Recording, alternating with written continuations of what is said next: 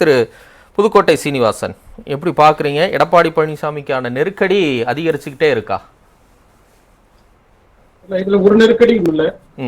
மரியாதைக்குரிய அண்ணன் செங்கோட்டையனை அமைச்சராக்கியது அதிமுக, சட்டமன்ற உறுப்பினராக்கியது அதிமுக, பல்வேறு பதவிகளை வழங்கி அவரை இந்த நிலைக்கு கொண்டு வந்தது அதிமுக.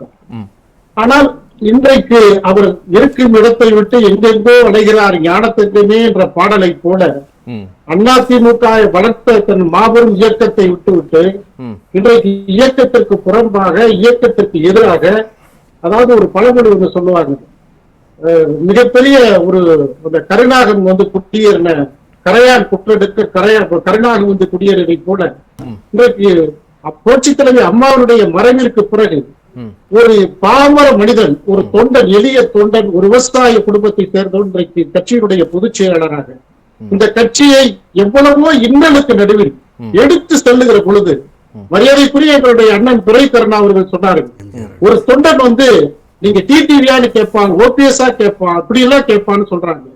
எந்த பயனையும் அடையாத கிராமத்தில் இருக்கிற தொண்டன் அதிமுக இந்த கரவேட்டியை கட்டிக்கிட்டு அவன் அதை மட்டும்தான் சொல்லுவான். அப்ப தனி அரசியல் ஆதாயம் தேடி அங்க போய் அமித்ஷாவை பாக்குறது, இங்க போய் இவங்களை பாக்குறது, கட்சியை எதுக்குறது. நான் கேட்கிறேன், நீங்க கோவிச்செட்டிப்பாளையத்தை விட்டுட்டு இருக்கிற தொகுதிகளை நீங்க கவனித்திருந்தா எதிர்கட்சி வந்திருப்பாங்களா இங்க?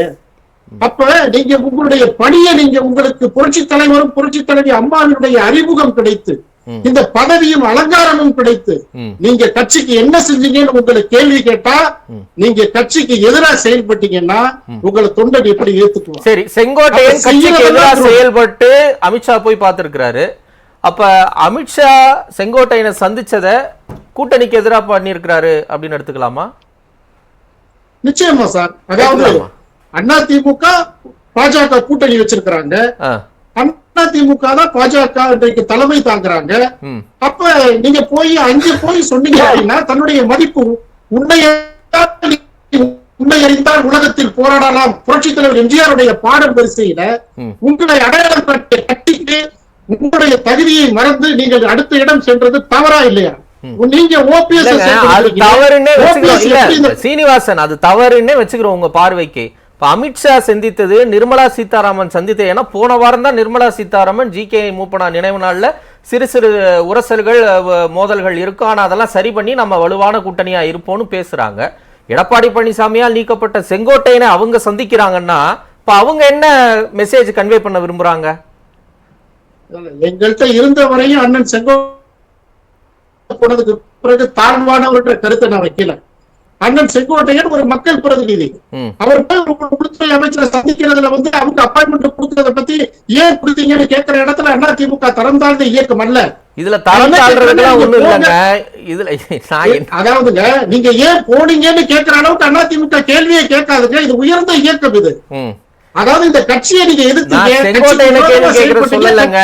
நீங்க அமித்ஷா அனுமதி கொடுத்தது ஏதோ மெசேஜ் கன்வே பண்ண விரும்புறாரா? ஏன்னா எடப்பாடி பழனிசாமியின் மனம் கூடாது அப்படின்னு சொல்லி டிடிவியோ ஓபிஎஸ்ஸையோ ஒதுக்கி வச்சவங்க, எடப்பாடி பழனிசாமிக்கு முக்கியத்துவம் கொடுத்தவங்க இப்ப செங்கோட்டையனை சந்திக்கிறாங்கன்னா என்ன பொருள்னு கேட்கிறேன். தமிழ் ஒரே ஒரு நிமிடம், ஒரு பொருள் இல்ல. சகோதரர் சீனிவாசனுக்கு ஒரே ஒரு தகவல் சொல்லிடுறேன்.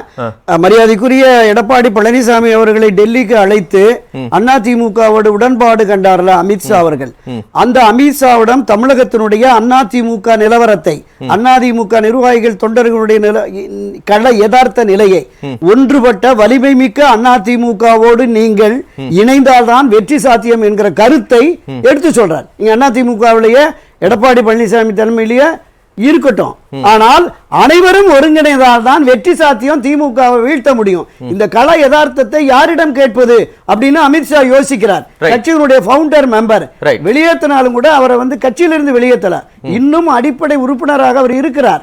அந்த அடிப்படையில் அமித்ஷா கேட்கிறாரு, அதை சொல்லியிருக்காரு. சீனிவாசன், அதாவது அதிமுக கூட்டணியில இருக்காங்க.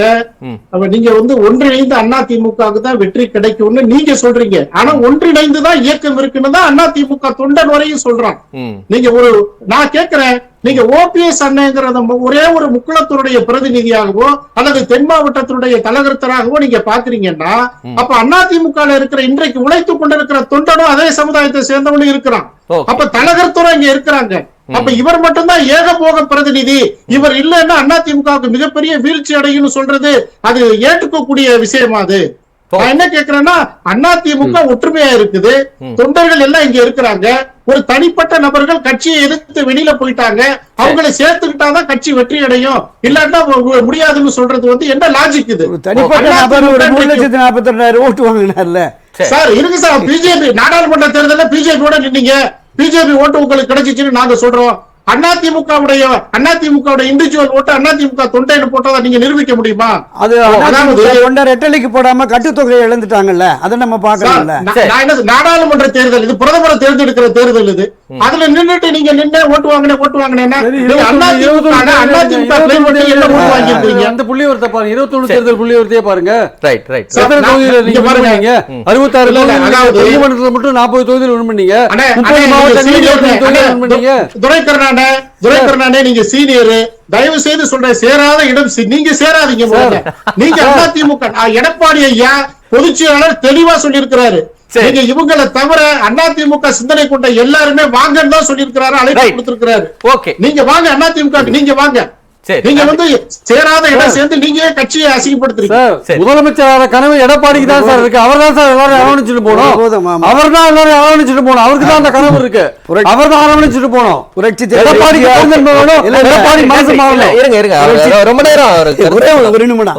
புரட்சி தலைவர் எம்ஜிஆர் தொடங்கிய இந்த இயக்கம், செல்வி ஜெயலலிதா கட்டி காத்த இந்த இயக்கம் மீண்டும் ஒன்றுபட்ட வலிமை மிக்க தமிழகத்தின் ஆகப்பெரிய அதிமுக வர வேண்டும் என்கிற அடிப்படையில் இந்த 51 ஆண்டுகளாக இந்த கட்சியோடு இணைந்து பயணித்து என்கிற முறை அக்கறை செலுத்துறேன். நான் அங்கே இங்கே இல்லை, நான் எம்ஜிஆருடைய பக்தன். நன்றி.